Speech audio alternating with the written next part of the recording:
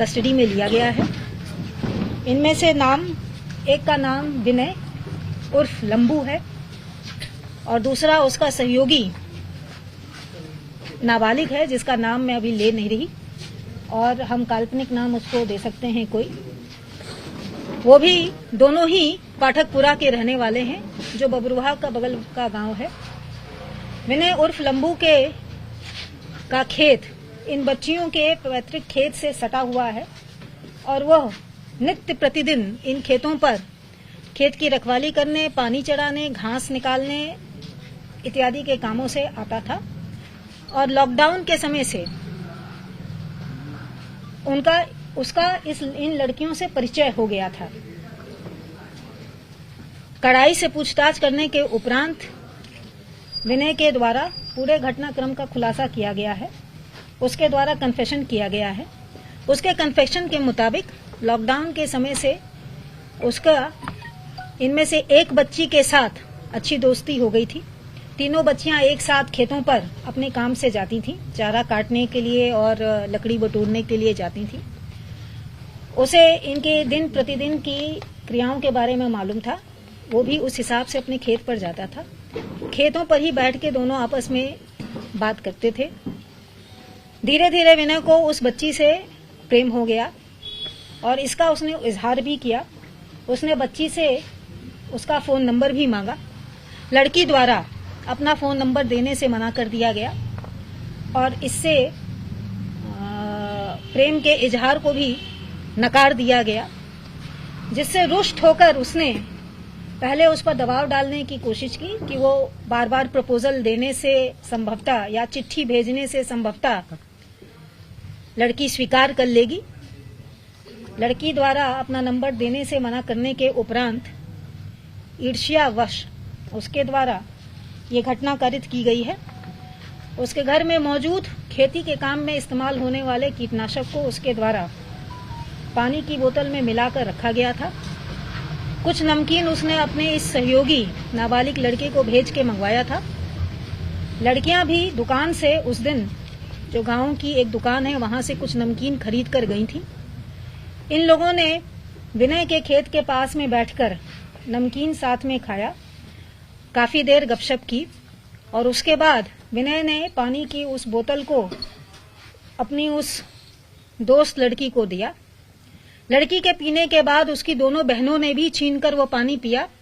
विनय ने उनको मना करने की कोशिश की लेकिन लड़कियों ने नहीं माना और तीनों ने उस पानी का सेवन किया। पानी पीने के बाद लड़कियां बेहोश हो गईं और उनके मुंह से झाग आने लगा, जिस पर विनय और उसका साथी परेशान हो गए, पैनिक में आ गए और उसके बाद वो वहां से भाग गया। उसको कस्टडी में लेके उसके बयानों की पुष्टि की जा रही है और उसकी निशानदेही पर आगे की तफ्तीश जारी रहे। यही मेरा स्टेटमेंट है। एक सूचना ये थी कि इन लड़कों की जो आरोपी लड़के हैं उनके इनके परिजनों से 1-2 दिन पहले कुछ झगड़ा हुआ था या कोई बात भी थी?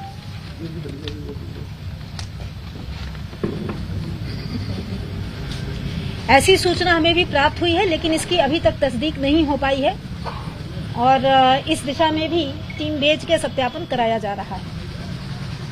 ये कीटनाशक किस तरीके का था, सल्फास था या क्या था, इसके बारे में? इसके केमिकल नेचर पर अभी हम कमेंट नहीं कर पाएंगे, लेकिन उसने ये बताया है कि गेहूं की बुआई के समय इस्तेमाल होने वाला घर पर उपलब्ध कीटनाशक का पैकेट उसने इस्तेमाल किया है। वो मारना सिर्फ एक लड़की को चाहता था और जी हाँ, लड़कियों ने पिया है। जी हाँ, मारना वो एक के लिए गया था, इसीलिए उसने 2 बोतल पानी रखा था, एक बाकी के लिए, एक उस लड़की के लिए। लेकिन जब इन दोनों लड़कियों ने अपनी बहन के हाथ से छीनकर पानी पीना चालू किया, इसने रोकने की कोशिश की, वो नहीं मानी, तो ये नहीं बता पाया, जाहिरा तौर पर ये नहीं बता पाया कि पानी में कुछ मिला है। तो एफआईआर में लिखा गया है कि उनके गले के आसपास दुपट्टा बंधा हुआ था, उसका कोई एक्सप्लेनेशन नहीं। इसके कन्फेशन के मुताबिक इसने कुछ भी हाथ पैर नहीं बांधा था। लड़कियां जब बेहोश होकर गिर गईं, उनके मुंह से झाग आने लगा तो इसने उठा के उनको उनके लाही के खेत में मेड़ होके डाल दिया और वहां से दोनों भाग गए। इन्हीं दोनों को भागते हुए हमारे मुखबिर के द्वारा देखा गया था। परिवार वालों का आरोप था कि इनके हाथ पांव बंधे हुए थे, उसी दुपट्टे से बंधे हुए थे और उन लोगों ने खोला उसे। हाँ। इसकी नहीं। कोई और ये ऐसा उन्होंने ऐसा क्या उसने ऐसा- क्वेश्चन है मैम। ऐसा ऐसा एक परिवार के एक सदस्य द्वारा दिया गया था।